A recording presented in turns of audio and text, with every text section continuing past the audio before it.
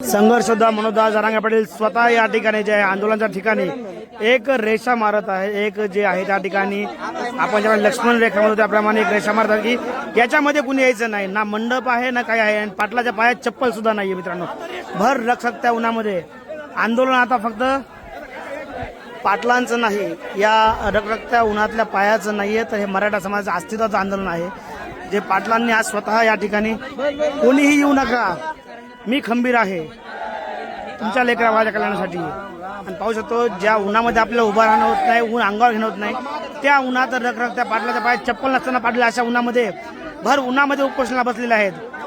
उपोषण बरोबर 10 वाजता सुरू होणार आहे। या ठिकाणी पाटलांचं नाही, या रखरखत्या उन्हातल्या पायाचं नाहीये, तर हे मराठा समाजाचं अस्तित्वाचं आंदोलन आहे जे पाटलांनी आज स्वतः या ठिकाणी कोणीही येऊ नका, मी खंबीर आहे तुमच्या लेकरा माझ्या कल्याणासाठी।